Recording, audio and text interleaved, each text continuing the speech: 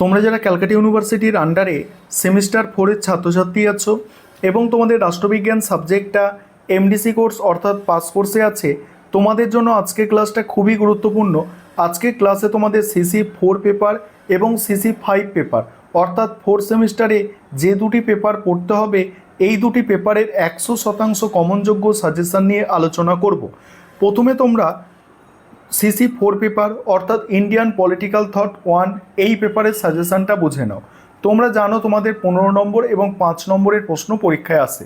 15 নম্বরের জন্য যে প্রশ্নগুলো তৈরি করবে CC4 পেপারে মডিউল 1 প্রথমে দেখো, এবং যে প্রশ্নগুলো দেখছো স্টার দিয়ে চিহ্নিত করা আছে এগুলো হচ্ছে তোমাদের জন্য সবথেকে গুরুত্বপূর্ণ অর্থাৎ মোস্ট ইম্পর্টেন্ট প্রশ্ন। প্রথম প্রশ্ন কি? দণ্ডনীতি সম্পর্কে কৌটিল্যের ধারণা বিস্তারিত আলোচনা করো। পরের প্রশ্ন আছে প্রাচীন ভারতীয় রাষ্ট্রচিন্তার মূল বৈশিষ্ট্যগুলি আলোচনা করো। নেক্সট, ভারতে মধ্যযুগের রাষ্ট্রচিন্তায় সমাজতন্ত্রের বৈধতা সম্পর্কে বিস্তারিত আলোচনা করো। পরের প্রশ্ন আছে কূটনীতি সম্পর্কে কৌটিল্যের ধারণা বিস্তারিত আলোচনা করো। পরের প্রশ্ন মধ্যযুগীয় রাষ্ট্রচিন্তায় আবুল ফজল ও জিয়াউদ্দিন বার্নির অবদান আলোচনা করো। তারপরের প্রশ্ন আছে সমন্বয়বাদ বলতে কি বোঝো, এর প্রসারে কবিরের অবদান আলোচনা করো। তারপরে দেখো, তারপরে হচ্ছে বারাউনি ও আবুল ফজলের চিন্তার তুলনামূলক আলোচনা করো। নেক্সট হচ্ছে প্রাচীন ও মধ্যযুগীয় রাষ্ট্রচিন্তার মধ্যে মূল পার্থক্য। এখানে যদি তোমরা একটু খেয়াল করো দেখবে যে স্টার দেওয়া প্রশ্ন কিন্তু 4টে আছে, অর্থাৎ প্রথম 4টে প্রশ্ন সব থেকে গুরুত্বপূর্ণ, ঠিক আছে। তারপরে মডিউল 2 থেকে দেখো, মডিউল 2 থেকে আছে যে জাতীয়তাবাদ সম্পর্কে বঙ্কিমচন্দ্র চট্টোপাধ্যায়ের ধারণা বিস্তারিত আলোচনা করো। পরের প্রশ্ন আছে যে স্বরাজ সম্পর্কে গান্ধীজির ধারণা। 3 নম্বর আছে সত্যাগ্রহ সম্পর্কে গান্ধীজির ধারণা সমালোচনা সহ ব্যাখ্যা করো। পরের প্রশ্ন মত প্রকাশের স্বাধীনতা ও সামাজিক ন্যায় প্রসঙ্গে রামমোহন রায়ের ধারণা আলোচনা করো। তারপরের প্রশ্ন রাষ্ট্র সম্পর্কে মহাত্মা গান্ধীর ধারণা বিশ্লেষণ করো। পরের প্রশ্ন আইনের অনুশাসন প্রসঙ্গে রামমোহন রায়ের ধারণা ব্যাখ্যা করো। তারপরে জাতীয়তাবাদ সম্পর্কে রবীন্দ্রনাথের দৃষ্টিভঙ্গি বিস্তারিত আলোচনা করো। পরের প্রশ্ন রাজা রামমোহন রায়কে কেন ভারতের উদারবাদের অগ্রদূত বলা হয়। এখানে একটা জিনিস তোমরা খেয়াল করবে যে এখানেও কিন্তু প্রথম 4টে প্রশ্ন তোমাদের জন্য টপ মোস্ট ইম্পর্টেন্ট প্রশ্ন অর্থাৎ সব থেকে গুরুত্বপূর্ণ প্রশ্ন। তারপরে 5 নম্বরের প্রশ্ন। 5 নম্বরের প্রশ্ন মডিউল 1 থেকে আছে কৌটিল্যের রাষ্ট্র সম্পর্কিত সপ্তাঙ্গ তত্ত্বটি ব্যাখ্যা করো। তারপরেই আছে ভারতীয় রাষ্ট্রচিন্তায় সমন্বয়বাদের নীতি সম্পর্কে একটি টিকা লেখো। পরের প্রশ্ন মধ্যযুগের রাজনৈতিক চিন্তার প্রধান বৈশিষ্ট্যগুলি সংক্ষেপে আলোচনা করো। পরের প্রশ্ন কূটনীতি সম্পর্কে কৌটিল্যের ভাবনার উপর একটি টিকা লেখো। এই 4টি প্রশ্ন টপ মোস্ট ইম্পর্টেন্ট প্রশ্ন। তারপরের প্রশ্ন আছে বারাউনি ও আবুল ফজলের চিন্তার তুলনামূলক আলোচনা সংক্ষেপে লেখো। নেক্সট মধ্যযুগের রাষ্ট্রচিন্তায় আবুল ফজলের অবদান সংক্ষেপে লেখো। মধ্যযুগে রাজতন্ত্রের বৈধতা সম্পর্কে যে ইসলামী ধারণা পাওয়া যায় তার মূল্যায়ন করো। এবার মডিউল 2 থেকে দেখো, মডিউল 2 থেকে প্রথম প্রশ্ন আছে জাতীয়তাবাদ সম্পর্কে রবীন্দ্রনাথের চিন্তা সংক্ষেপে আলোচনা করো। পরের প্রশ্ন আছে জাতীয়তাবাদ সম্পর্কে স্বামী বিবেকানন্দের ভাবনার ওপর একটি টিকা লেখো। তারপরে সমাজ সংস্কারক হিসাবে রামমোহনের অবদান মূল্যায়ন করো। নেক্সট আছে রাষ্ট্র সম্পর্কে মহাত্মা গান্ধীর ধারণা সংক্ষেপে আলোচনা করো।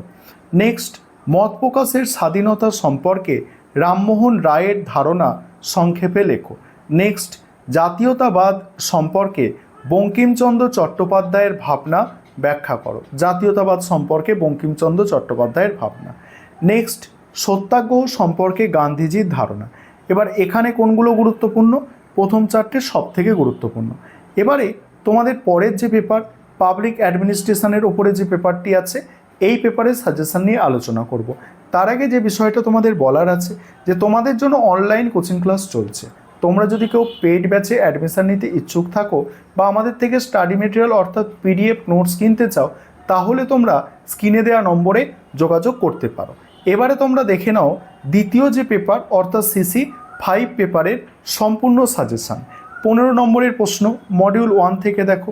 প্রথম প্রশ্ন আছে সনাতনী জনপ্রশাসনের প্রতি চ্যালেঞ্জ রূপে নয়া জনপ্রশাসনের উদ্ভব ও বৈশিষ্ট্য আলোচনা করো। অর্থাৎ এখানে কিন্তু প্রশ্নটা ঘুরিয়েও আসতে পারে যে নয়া জনপ্রশাসনের উদ্ভব ও বৈশিষ্ট্য। তারপরের প্রশ্ন বিশ্বায়ন, উদারীকরণ ও বেসরকারীকরণ জনপ্রশাসনের চরিত্র কিভাবে বদলে দিচ্ছে তা বিশ্লেষণ করো।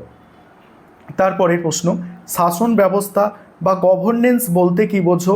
1990-এর দশকের পর থেকে এর বিবর্তন ও মৌলিক বৈশিষ্ট্যগুলি আলোচনা করো। তারপরে উন্নয়ন প্রশাসনের ধারণা আলোচনা করো। তুলনামূলক প্রশাসনের সঙ্গে এর পার্থক্য, অর্থাৎ তুলনামূলক প্রশাসনের সঙ্গে উন্নয়ন প্রশাসনের পার্থক্য।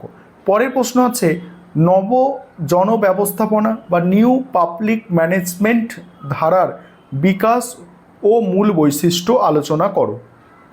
তারপরের প্রশ্ন প্রশাসনিক বিকেন্দ্রীকরণ বলতে কী বোঝো? এর সুবিধা অসুবিধা। এখানে প্রথম 6টা প্রশ্ন সব থেকে গুরুত্বপূর্ণ। তারপরে দেখো সমাজতান্ত্রিক ব্যবস্থাপনার নীতি ও রূপরেখা আলোচনা করো। নেক্সট জনপ্রশাসনে রাজনীতি প্রশাসনের দ্বিবিভাজন বিতর্কের প্রকৃতি ও গুরুত্ব ব্যাখ্যা করো। তারপর মডিউল 2 থেকে আছে আমলাতন্ত্র সম্পর্কে কার্ল মার্কসের তাত্ত্বিক দৃষ্টিভঙ্গি আলোচনা করো। নেক্সট আছে সিদ্ধান্ত গ্রহণ বলতে কী বোঝো? প্রশাসনের সিদ্ধান্ত গ্রহণ প্রক্রিয়ার পর্যায়গুলি আলোচনা করো। তারপরে জননীতির তত্ত্বের মডেলের গুরুত্ব কী? জননীতি প্রণয়নের প্রধান মডেলগুলি আলোচনা করো। নেক্সট হচ্ছে প্রশাসনের জবাবদিহিতা বলতে কী বোঝো? এর বিভিন্ন ধরনগুলি আলোচনা করো। তারপরে এই 4টে প্রশ্ন সব থেকে গুরুত্বপূর্ণ না, এটাও গুরুত্বপূর্ণ আছে 5 নম্বর প্রশ্নটা দেখতে পাচ্ছ যে প্রশাসনিক প্রক্রিয়ায় যোগাযোগ ও নিয়ন্ত্রণের গুরুত্ব। আর 6 নম্বরে আছে প্রশাসনের সমন্বয় সাধন কেন প্রয়োজন, এটি অর্জনের উপায়গুলি কী কী। বাকি দেখো জননীতি নির্ধারণে সংশ্লিষ্ট প্রতিষ্ঠান ও নীতি নির্ধারণকারী ব্যক্তি বা গোষ্ঠীর ভূমিকা, রিক্সের প্রিজমেটিক মডেলটির একটি সমালোচনামূলক মূল্যায়ন। এবার আছে 5 নম্বরের প্রশ্ন মডিউল 1 থেকে প্রথম প্রশ্ন এখানে দেখছো যে আদেশের ঐক্য কাকে বলে। তারপরে আছে নিয়ন্ত্রণের পরিধি বা সীমা বলতে কী বোঝো? লাইন ও স্টাফ সংস্থার মধ্যে পার্থক্য নির্দেশ করো। জনপ্রশাসনের প্রকৃতি ও পরিধি সংক্ষেপে আলোচনা করো। মিনব্রুক সম্মেলনের গুরুত্ব লেখো। তারপরে কর্তৃত্ব এবং ক্ষমতার মধ্যে পার্থক্য, সরকারি প্রশাসনে ও বেসরকারি প্রশাসনের সাদৃশ্যগুলি লেখো। মডিউল 2 থেকে আছে প্রশাসনের নেতৃত্বের ভূমিকা ব্যাখ্যা করো।